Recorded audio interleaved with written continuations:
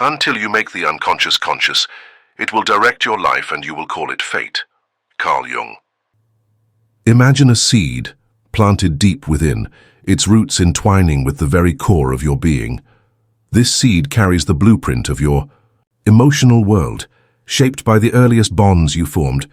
But what if that seed was planted in soil tinged with pain, where love was conditional and security a fragile promise? This is the mother wound, a concept explored through the lens of Carl Jung's profound psychological insights. We delve into the lasting impact of these early experiences, witnessing how they manifest as insecurities that color our relationships, our self-worth, and even our path in life. Embark on a journey of discovery as we illuminate the hidden patterns and unconscious forces that drive our behaviors. Learn to recognize the whispers of the mother wound within and unlock the potential for healing and profound personal growth. Like this video if you feel like it, subscribe to the channel if you want, and let's get started.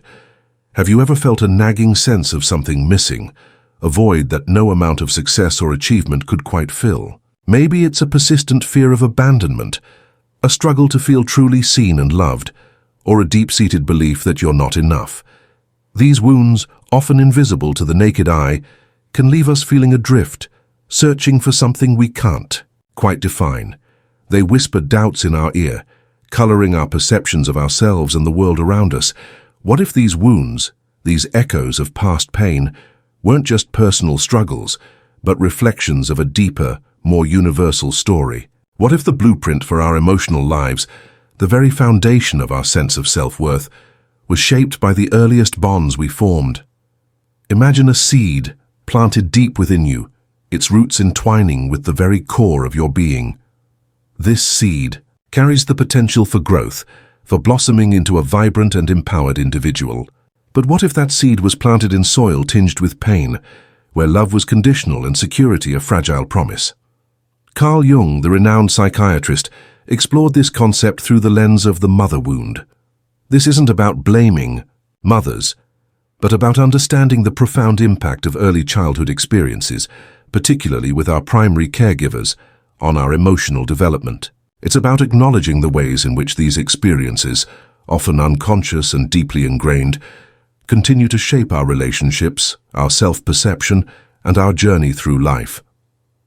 We're all carrying these seeds within us, some more nurtured than others. But recognizing their presence, understanding their influence, and embracing the possibility of healing is the first step towards reclaiming our power and blossoming into the authentic selves we were meant to be. This isn't about assigning blame, but understanding the profound impact of early experiences on our emotional circuitry. Just as a child's brain absorbs language and patterns of behavior, it also internalizes the emotional messages it receives. If a child experiences inconsistent love, conditional acceptance, or emotional neglect, those messages become deeply ingrained, shaping their belief systems about themselves and the world. They might learn, often unconsciously, that love is scarce, that they need to earn it, or that their needs are secondary. Now, consider how this applies when you face challenges in your relationships. Do you find yourself constantly seeking validation, fearing rejection, or struggling to set healthy boundaries? These patterns, though seemingly personal, often stem from the early imprints on our emotional system. We might unknowingly recreate the dynamics of our childhood, seeking love in ways that leave us feeling depleted or repeating the same hurtful patterns. Recognizing these patterns is crucial. It's like uncovering a hidden blueprint, understanding the origins of our emotional responses, yet knowing the source of the wound doesn't magically heal it. It takes conscious effort, self-compassion, and a willingness to rewrite the narrative. Think of it as untangling a knotted rope. Each twist and turn represents a learned behavior, a belief or a fear. By gently unraveling these knots, we can loosen their grip and create space for new, healthier patterns to emerge. This recognition of the mother wound isn't about placing blame, but about understanding how these early imprints shape our internal dialogue. Think of it like a record constantly playing in the background of your mind, a soundtrack of beliefs and expectations learned in childhood.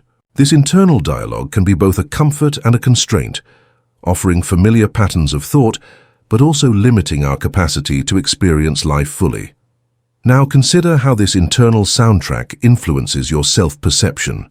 Do you find yourself frequently judging your own actions, dwelling on perceived flaws, or struggling to accept compliments? These critical voices, often harsh and unforgiving, are echoes of those early messages, internalized and now turned inward. They whisper doubts, feeding insecurities and hindering our ability to believe in our own worthiness. Healing from this wound requires us to become more aware of these internal messages, to recognize them for what they are: echoes of the past, not necessarily reflections of our present reality. It's like learning to differentiate between the radio static and the music you truly want to hear. When we consciously listen to these inner voices, we can begin to challenge their validity. Do these beliefs serve us? Are they based on facts or on old ingrained patterns? By questioning these messages and replacing them with affirmations of self-love and acceptance, we can gradually rewrite the narrative within, creating a more supportive and empowering internal dialogue. Let's delve deeper into this impact. Often, the mother wound manifests as a struggle to establish healthy boundaries. Picture a child yearning for their parents' love and attention, yet constantly walking on eggshells to avoid upsetting them. This learned behavior, born out of a need for approval and a fear of rejection, can carry into adulthood. We might find ourselves saying yes when we truly want to say no, compromising our own needs to appease others, or feeling obligated to take on responsibilities that aren't ours. Building strong boundaries isn't about erecting walls, it's about creating a sense of self-respect and honoring our own needs. It's akin to learning to navigate a crowded room with grace and confidence, knowing our space is valuable and deserving of protection. Recognizing these patterns, recognizing the ways we might be unconsciously recreating these dynamics in our adult relationships, is a crucial step towards healing. Another layer to consider is the impact on our sense of self-worth. When a child's inherent value is contingent upon their performance or pleasing others, it can create a fragile sense of self. Imagine a young girl constantly seeking her mother's approval through academic achievements or perfect behavior. If that praise is conditional, fleeting, or withheld, it leaves her feeling inadequate. This internalized message can linger, leading to a constant need for external validation and a fear of failure. We might find ourselves setting impossibly high standards for ourselves, seeking admiration from others, or feeling deeply discouraged by perceived shortcomings. Reframing this narrative, recognizing that our worth is inherent and not dependent on external factors, is essential for cultivating self-love and resilience. Reflecting on this journey so far, consider the weight of these whispers. They've colored our perceptions, shaped our relationships, and perhaps even dimmed our own inner light. We've peeled back layers, uncovering the roots of these patterns, recognizing their origins in the fertile, yet often challenging soil of childhood. Imagine a once vibrant garden, where weeds have taken hold, obscuring the delicate blooms of our true potential.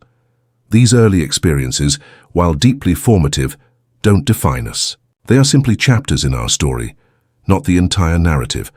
We have the power to tend to this garden, to cultivate self-awareness and compassion, to gently coax the weeds aside and allow the light to nourish the seeds of our inherent worth.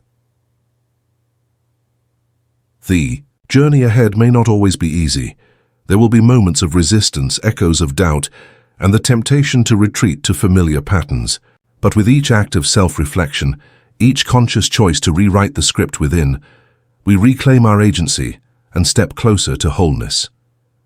Imagine now a gentle breeze rustling through the leaves of that garden, carrying with it the scent of fresh growth and the promise of renewal.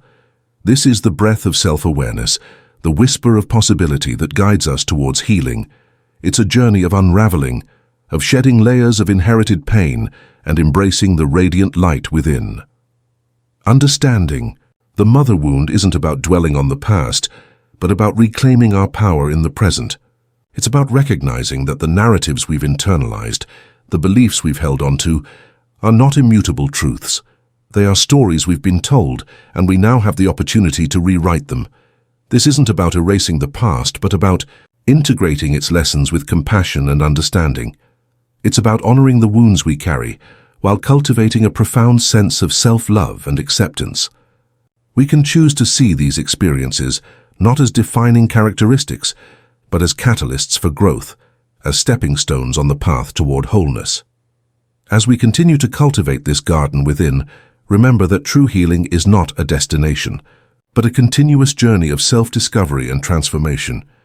It's about embracing the ebb and flow of life with grace, extending unwavering kindness to ourselves and others, and allowing the wisdom of our experiences to guide us towards a more authentic and fulfilling life.